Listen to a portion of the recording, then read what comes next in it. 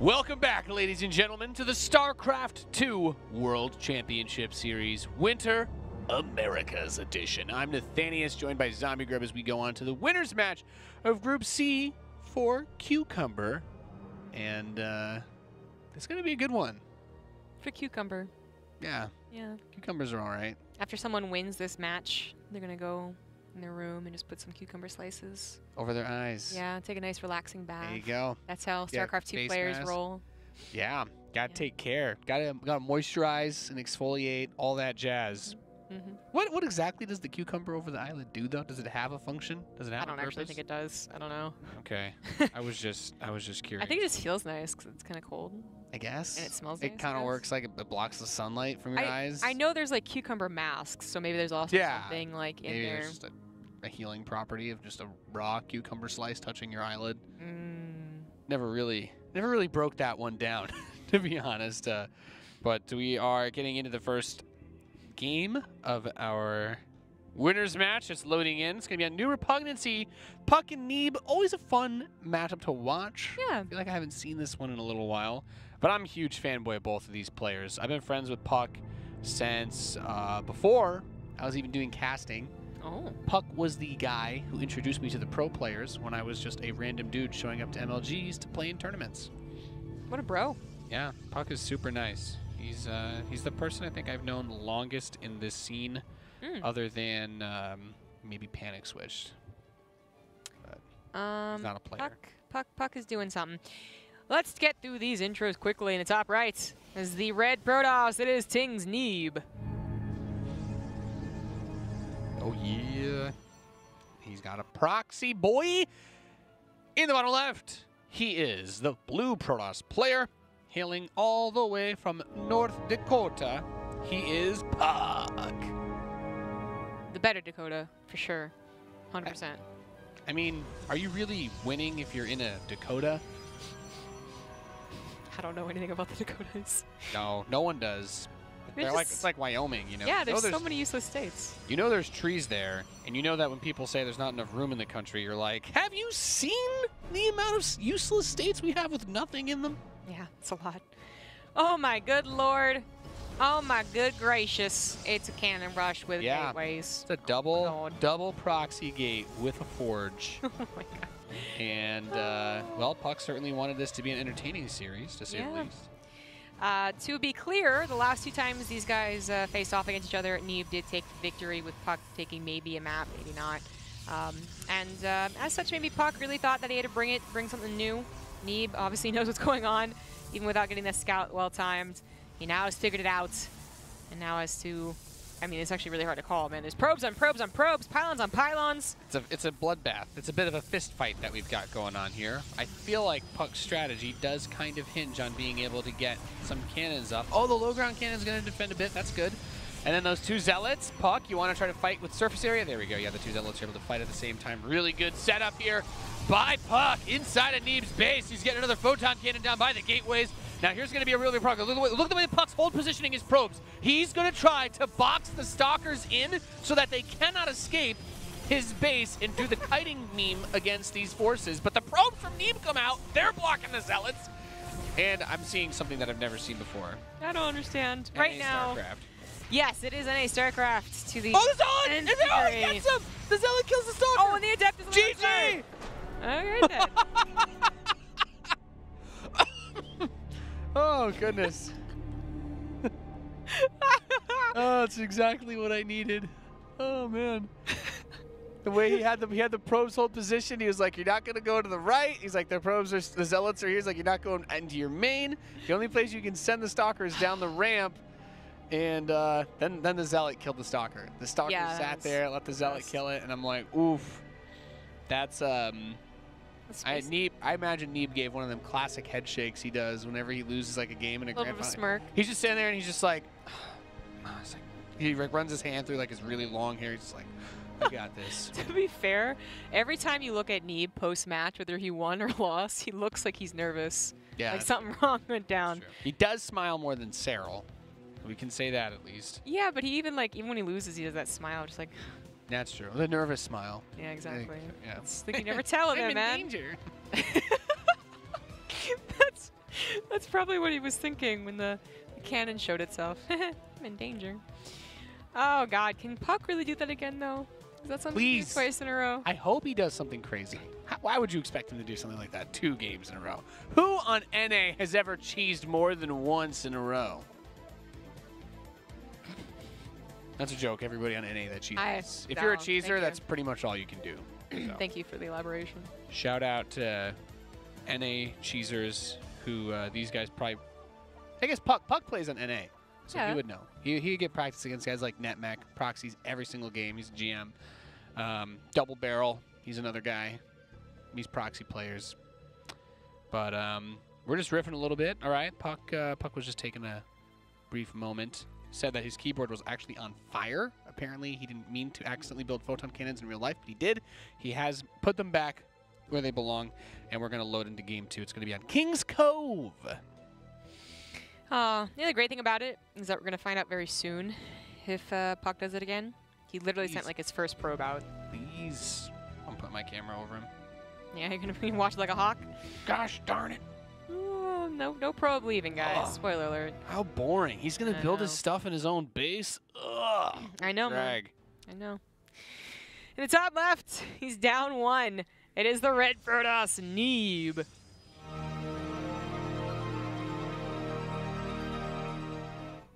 All right. And in the bottom right, a man trying to help us speedrun this to be the fastest finished WCS broadcast ever in the blue. He is puCK.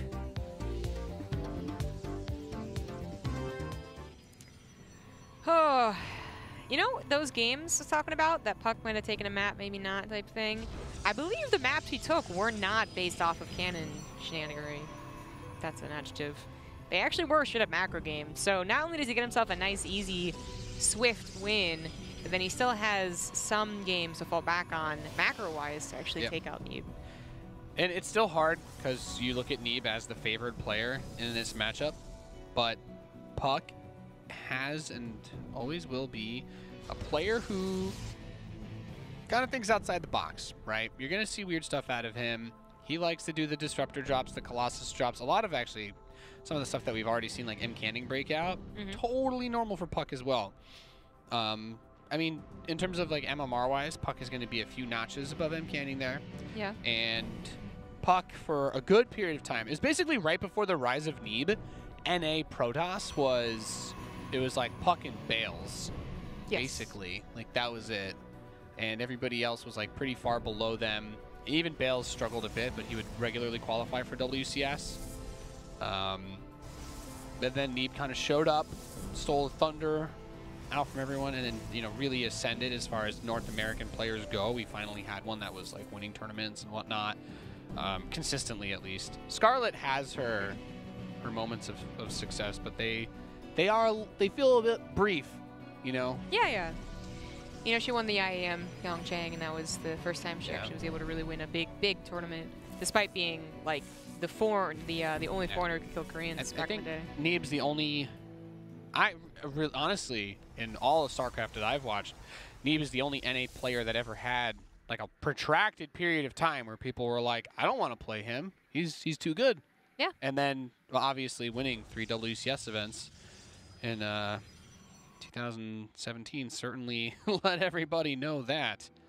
But people wonder, will Neeb return to that former glory after Serral took the spotlight from him? Yeah, that's always an interesting matchup. I mean, we wish we could see it here, but like Neeb and Scarlet, actually, both of them being the ones that can take on Serral, Lambo as well, I suppose. But like, there's only a few names that really were combating him last year. Yeah, that would be really cool to see.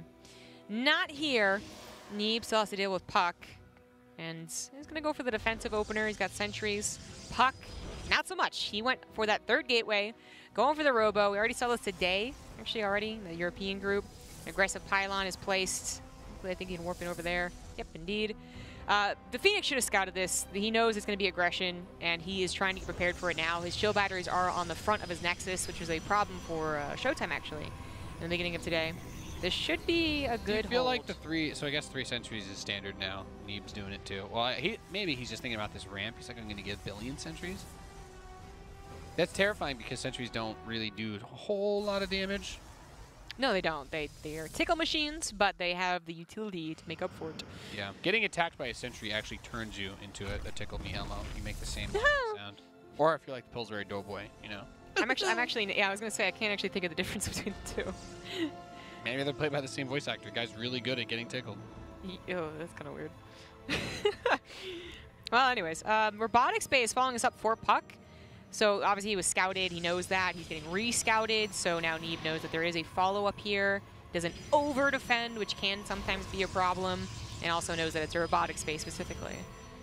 He's gonna go hunting a little bit. That's very dangerous to do because puCK is starting to warp in those sentries. And oh no. Oh, he's not gonna do it, is it? Oh, puCK. No! He's a maniac. He's going for the force field wall. And the sentry's down. There's the force field. So he could try to recall into his base if he has the energy for it. He doesn't. But he only had one. Oh, does he have another force field available on the ramp? Yes, he does. Yes. Oh, there we go. There you He's going to block that off there. So he is dealing damage inside of the main base. Going to warp in some zealots to make it so that those probes can't get as much done. Neeb trying to use his own prism to juggle his units in now that he has it. There's some more force fields, but puCK also bringing the micro. Keep in mind, puCK is on one base, so he has only just evened the worker count with those 12 probe kills, and Neeb can reproduce his economy much more quickly than puCK. puCK is building a disruptor back home. Yeah, he's going crazy one base strategy. That follow-up is going to be explosive. Literally, the disruptor comes forward, and suddenly Neeb is out of position with an army that he wasn't preparing to deal with the disruptors. We can go into more of that when it happens. Currently, we still have micro wars. Zealots even being included here. They're going to take a ton of shots. They're actually getting some shots off. Oh my God, is puCK doing this? No. I don't think so. The Immortal's still at full shields, right? Yeah. So the harass has been really cool. puCK's traded out a lot here, but his biggest problem, of course, is that he does not have the he does not have the safety net, as it were, right? You're looking at a one-base Protoss fighting against a two-base Protoss that has Immortals, and that's tough. He got something into the natural. He got a depths into the natural. So it's like he's forcing Neeb to spend a lot of money rebuilding probes now because as a Protoss, or as anyone, you're like, well, yeah, I mean, I lost more because I want to rebuild them. I'm on two bases. I want to be able to mine off both bases. Does give puCK a weird window, but he starts his own Nexus up, so he's not going to double down on blindsiding Neeb with a second attack immediately. Although it could have, I mean, that's one of the things that could have worked, but he's going to try and get his edge back in this game using the Disruptor. Coulda, woulda, shoulda. I think if puCK had disengaged earlier, you know, had a safer exit by warping. No, using the warp prism. Oh, whatever. That doesn't matter anymore. Doesn't matter as much as you know what? He got 2 Stalkers, which I didn't think he would, so it's something. That's something more than he should have gotten, but yeah. It's better than trying to fly away with the Disruptor inside, so. That's a good point, yeah. Oh, he changed his mind. Starts the Immortal. Chronos cancels. Starts the Colossus. Oh, wow. This is very similar to a game we saw already. The Colossus did not end up working out for. It was Hellraiser. Did it against Showtime after his Disruptor. He actually didn't do anything with the Disruptor, to be fair, but he did try and change the flow of PvP by mixing in Colossus. It did not work against the standard PvP composition of his opponent at the time, Showtime. Neeb, similar composition, more standard, going into the charge, and the +1, although a little delayed. This game did start off rather weird. Yeah. A little weird. It might be the difference. It might be what makes Colossus work. I don't know. PvP. No, you're not wrong. You're not wrong. It's anything's possible. puCK is a player that does a lot of these experimental strategies, and that very well might be what gives him the edge in a situation like this. Great Immortal target fire, by the way. Just kills a few Stalkers and gets out. Also burns an insane amount of the energy there. Still enough to send out a Hallucinated Phoenix. This is just going to keep tabs on the Warp Prism. If it went over to Scout, it would see a lot of basic stuff. Which is what puCK is expecting / hoping for. We actually have Neeb bothering to go into Blink, not just right into that charge. Do you think you got a read on the Colossus?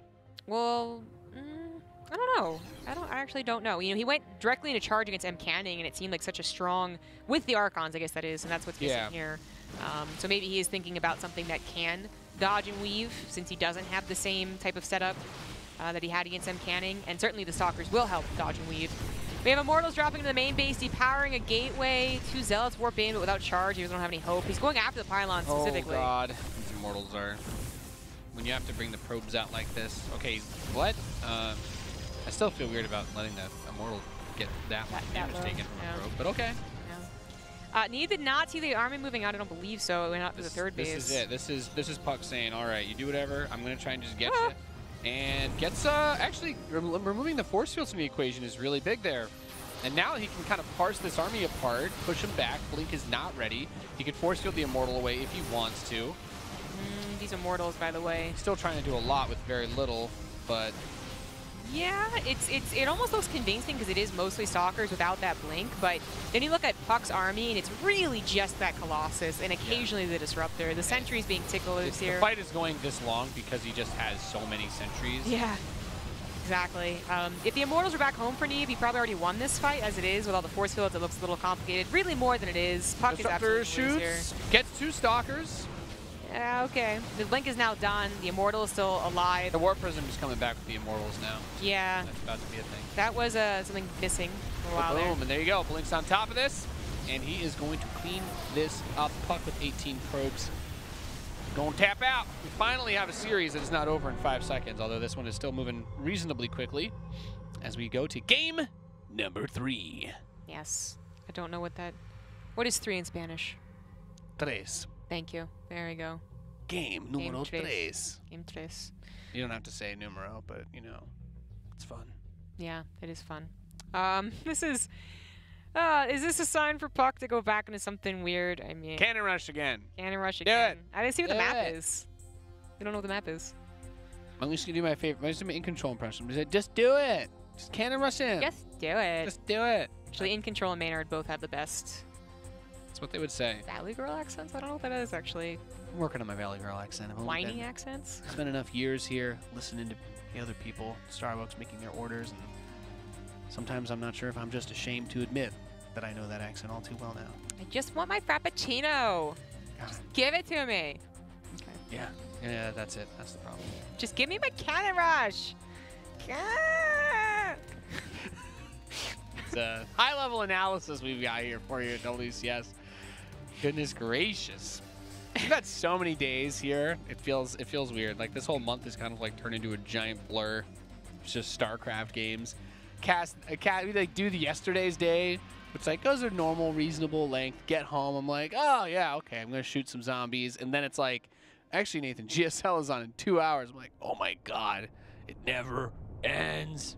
It really doesn't. And then last night's GSL was great. I watched every last bit of it, and then at some point I'm like, wow, it's almost midnight, which means I get to sleep for 4 hours now, and here I am. Solid. Solid. Yeah. Yeah, it's all that StarCraft life, man. Everyone's fitting in all the tournaments because Katowice is coming up. That's right. Yep. That's right. And I'll actually be able to watch that one because I'm gonna be going home, going east for my birthday. Going home. Gonna be only 6 hour difference, which will make it kind of, it usually starts afternoon Europe time, right? Yeah. No, So it'll be on at 6 a.m. for me instead of 3 a.m. So I might actually be able to watch it. Who knows? Yes, I got my setup actually for watching a game like that. I know about the score, producer. Okay, in the top left, that's the blue Protoss. Producer doesn't trust you, Zombie. I know, right? It is Roots puCK. Only In Control has power over the producers. Do you want to do this In guy? the bottom right. Okay, I'll introduce the player.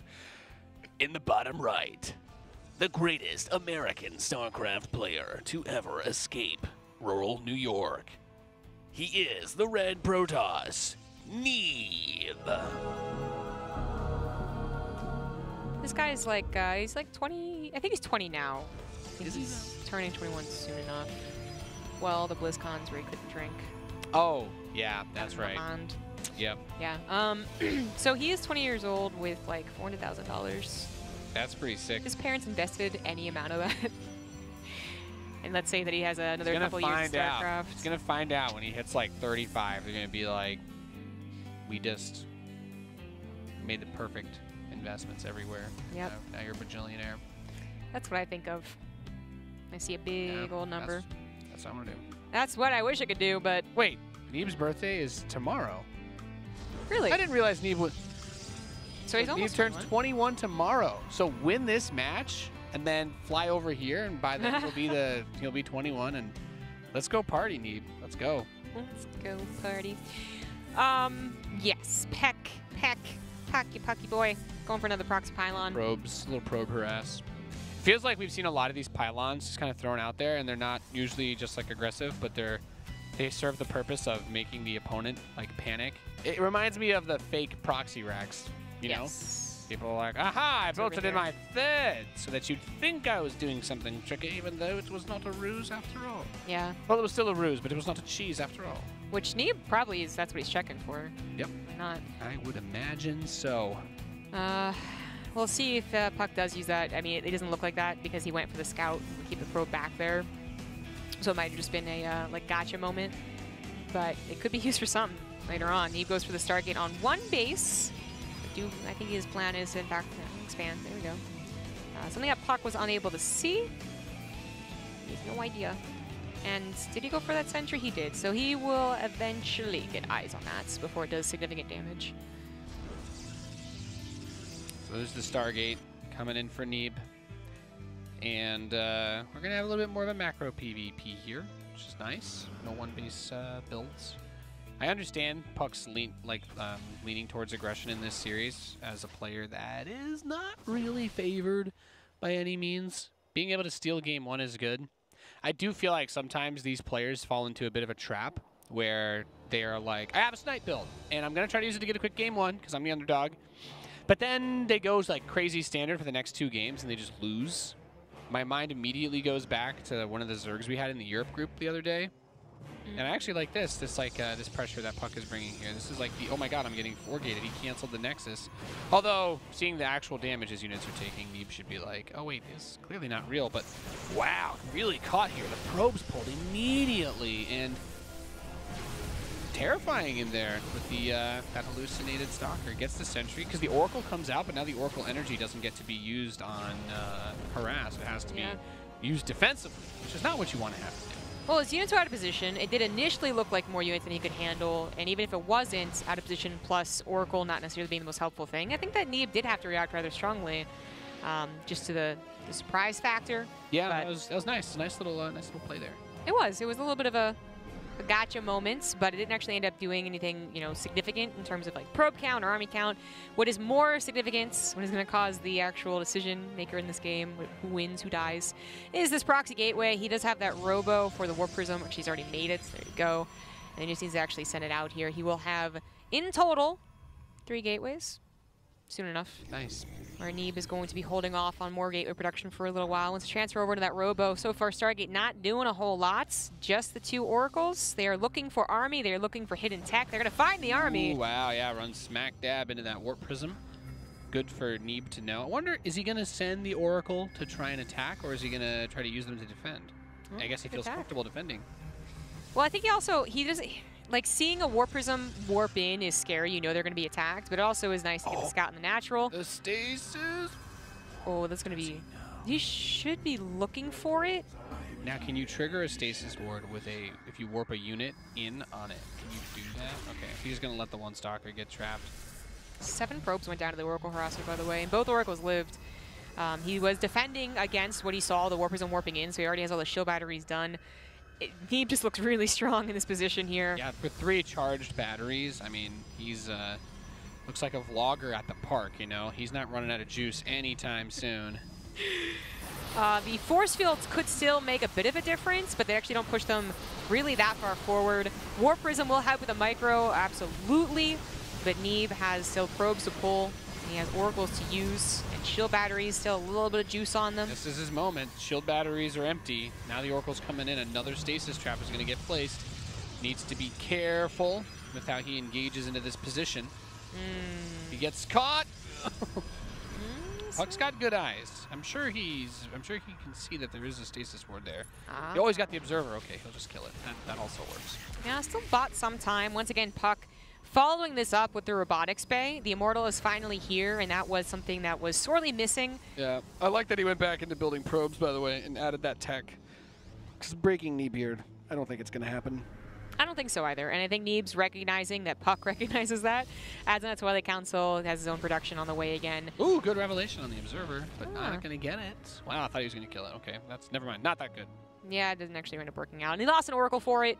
This Oracle can still do some scouting. I guess it can still do some damage, too, if it wants to try and dodge around these stalkers. You rarely see observers uncloaked. It looks weird, right? The observer just looks naked. They're naked. Yeah. Don't look at me. Yeah, I'm going to look away from that observer. I don't want to look at it anymore. Okay, Oracle pokes it again. Tags Revelation on that base. And just looking to see what the tech follow-up is. Surprise, surprise. It's Disruptors for your birthday. Oh. Is he going to see it come out? Or, okay, he saw the Robo Bay. There we go. Yeah. And Neeb finally pushed out as well. So he's like, get off my lawn. He will eventually get his own observer to shoo away puCK. In fact, puCK should really anticipate that and move. Oracle finds Proxy Gate on the top, by the way, now. That original pylon did eventually have that gate added to it. It's, again, the Disruptor into Colossus. I mean, puCK is... We have a very different game than the previous times we've seen Colossus, both last game and this first series, Hellraiser vs. Showtime.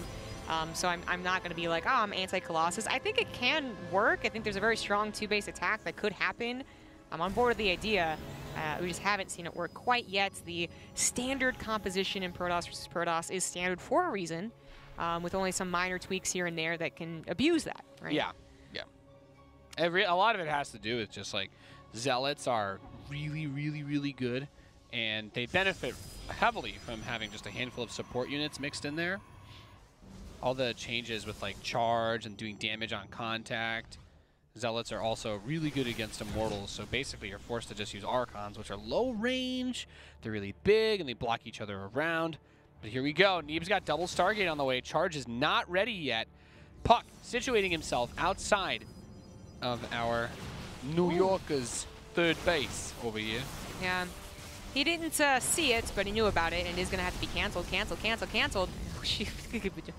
We do have double Stargates coming out from Neeb, which is, I'm thinking that's the reaction you want when you go into Colossus, or Disruptor, sorry, and then you do try and go into Colossus, but he didn't go for a second Colossus, he didn't go for Extended Thermal Lance. It's a swap into a swap into a swap. He's going back into a regular PvP composition. puCK's going to push. His charge is not yet ready. I want to see... Go for the Disruptor shot first. Get the preemptive if you can. Okay, it's nothing. Well, that sucks. Yeah.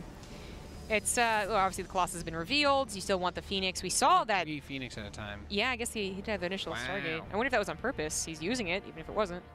Yeah. Is that actually going to be the... I mean, it'll kill the Colossus. It will kill the Colossus, so... It will, and it will stop the Disruptor from hitting, and it will even be able to pick up the Prism pretty fast, too. Yeah. It's a weird response to see 3 Phoenix at a time against this, but if you're puCK, I guess you're like, you know what? No, that would be like walking into a meat grinder. No, I'm good. I'm good. Peace, brah.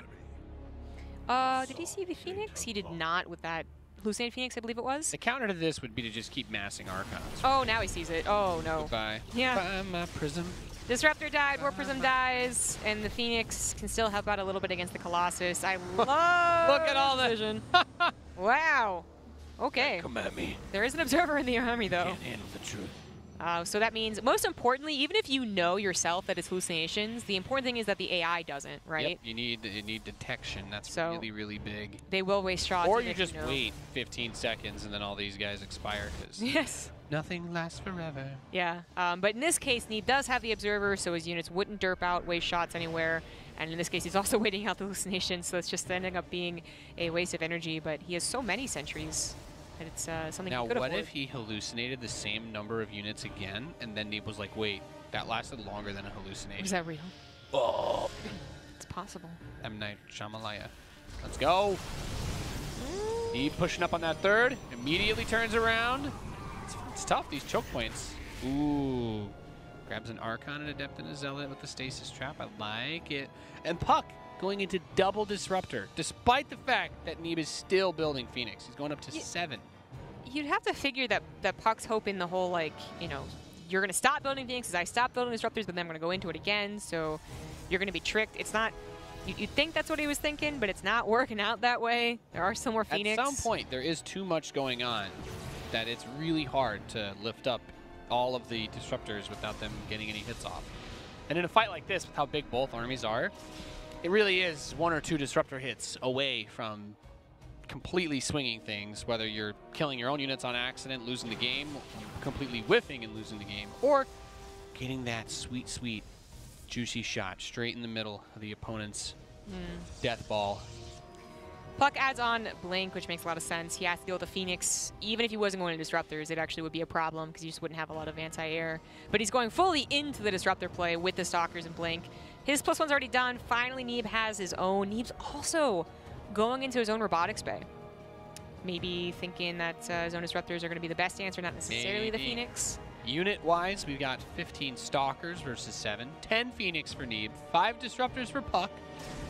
4 Immortals for Neeb as well. puCK does not have any Immortals. And the Zealot count, Neeb has 24 versus 17, now 21 for puCK. We have the Phoenix escorting the War Prism. He saw it be scouted, so he's going to wait a little while longer for that. The army's over here, just really at a stalemate, going through this choke. Even if the rocks are broken down, going through 2 chokes is still very dangerous to do. That drop kind of came in. I think he still blinked and got the prism. Yeah. Too many Stalkers. He was hoping it would be like a handful of Stalkers and you could just pick them up, but no dice. Nope. puCK holds his 3rd Nexus, goes into a 4th. Neeb, ditto. They both are continuing on to the later stages. Eventually, we should see. I mean, I'm actually kind of surprised he went to Disruptors. I thought we would see him just go, okay, well, we're going in a super late game. Maybe we'll get some Tempests. We have not seen long PvPs in so long. Actually, yeah, it's been a while. These two actually have a bit of a history in insanely long PvPs as Neeb's. Well, they're just going to be like a weird base trade. Oh my god, if that Stasis Trap gets a handful, not as much as I was scared it would, but yeah. Neeb and puCK are going to base trade is what it looks like. So at some point, they're going to do as much damage as they can. Maybe they recall. Maybe they don't. Disruptors could get some really nice shots, but I don't think puCK would be expecting them. Well, he actually might have seen Neeb has Disruptors now. There's a Disruptor in the main base, building 2 at a time. So if you're trying to go up a ramp, you can be really dangerous against that. And puCK does not have the same anti-Disruptor tech his opponent does. Exactly, and I think that's where Neeb would have gotten the victory. Cannons? Oh, he's like really heavily reinforcing his main base, isn't he? Oh, those Disruptors! Okay, just gets an Archon. Wow, really not that big, actually. Nope. His first shot wasn't that great in those 3 shots. He's just gonna, he blinks. Well, yeah, can he get them? Oh wow, Neeb. Okay, Neeb came home. Neeb recalled. Can puCK fight this? I don't think so. He's stuck on the ramp. The Disruptors did move command into his army, so that's nice. But it's the rest of the army that was still bigger, though. puCK's Disruptors nowhere to be found. Neeb wins. Neeb out of the group in 1st place. Congratulations. And not a surprising result. puCK definitely gave a good fight this series, but I'm gonna say it. I would have liked to see him just try another cheese because it was fun to watch and he did it and it worked very well. But I do think it's a bit of a trap. It's you're an underdog.